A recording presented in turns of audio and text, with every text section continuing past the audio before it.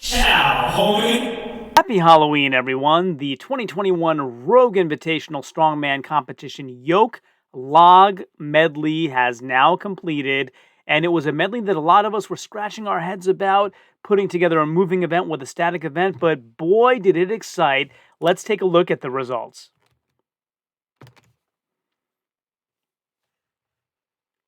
First of all, coming in with 1 point, we have Jerry Pritchett. So he did not move the yoke at all, unfortunately. He went first in the order. He got under the yoke, but seemed either injured or demoralized or just unmotivated by, maybe not being at his best at this competition. And as I said, didn't move it at all. He kind of slowly walked away, removed his belt, his gear, and kind of put his head down. So, not great to see Jerry not at his best. We do hope that if he is injured, he goes back, gets the necessary rest and recovery, and comes back stronger than ever. 2 points went to Mikhail Shuvkov, so he went second in the order after Jerry Pritchett. He completed the yoke. He had to put it down probably 5 or 6 times, but then he went on to the log portion. He had 2 attempts at the first log rep, but he got it lapped and couldn't get it past that at all. So 1 implement, meaning the yoke, in 49.3 seconds. So a perfect run here would be 4 implements in some sort of fast time. He got 1.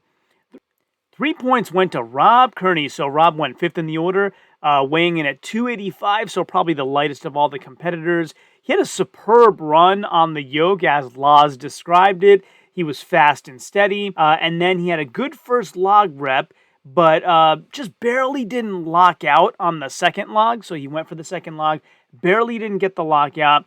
Then he locked it out on the next try, but apparently not long enough. So Magnus Vera Magnuson usually will count a good lockout on a log rep if you've held it for about a second or so. Rob had it like instantaneously, but not for a second.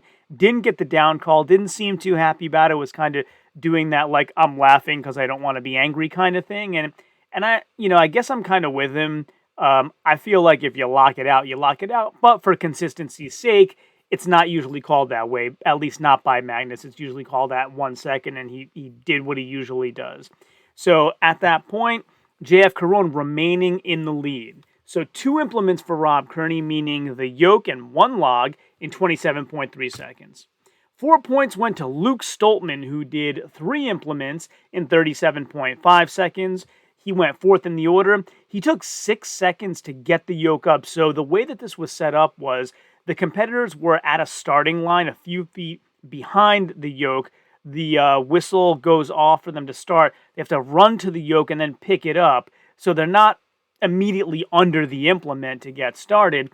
And he took 6 seconds to run there and lift it. There was kind of a noticeable big pause before he got it off the ground. Most other guys were taking about 4 seconds, so 6 was noticeable. He had a great pace on the yoke, and then his first 2 reps on the log were actually faster than JF Caron's at the time, even though he had a slight stabilization issue. But then he kind of hit a wall and couldn't do the third at all, so not sure if that's because of fatigue from the previous events, but he tried taking a sizable break and trying it again and had to dump it behind him. So Luke Stoltman, who many people would have thought would have done very well, especially on the log portion of this medley, not able to get that third rep. 3 implements for him. Brian Shaw got all 4 implements, so 96.2 seconds for him. He went 6th in the order. He wasn't especially fast on either the yoke or the logs, but he was smooth and steady on the yoke, got it all the way across. I don't believe he put it down at all. I believe he got across all in one go, and then he limped over to the log. So again, showing that unfortunate hamstring injury that he suffered on day 1. He showed some pain getting the first log into his lap, but they seemed smooth after that, so kind of probably warmed into the motion. The remaining 3 reps were slow but easy, so like they, no pauses or stabilization at all with Brian. And then I put in my little joke here. Let's see how many times Big Laz, the commentator, can call Brian methodical, because he did so in several different events. I found that funny.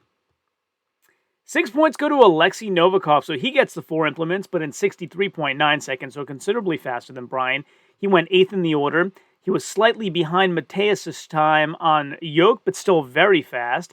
And he gets all 3 log reps done by about 40 seconds, which would have been faster than Mateus. However, he stumbled back and then went off the back of the platform and got a no call, even though he had the arms locked out on the third. So that really cost him there. I don't know that it would have made an overall placing difference, but it would have made a considerable difference in this event for sure. Magnus had his traditional 1 second lockout requirement instead of counting a lockout if it's instantaneous, which I had mentioned with Rob Kearney. This happened with Alexi as well. Like, I think he did get an instantaneous lockout before the stumble, but not for enough time for Magnus Magnuson to give him a good down call or a good call. JF Caron went third in the order. He was fast through the yoke and did it in under 20 seconds, and he was the first person to do the whole run without a drop.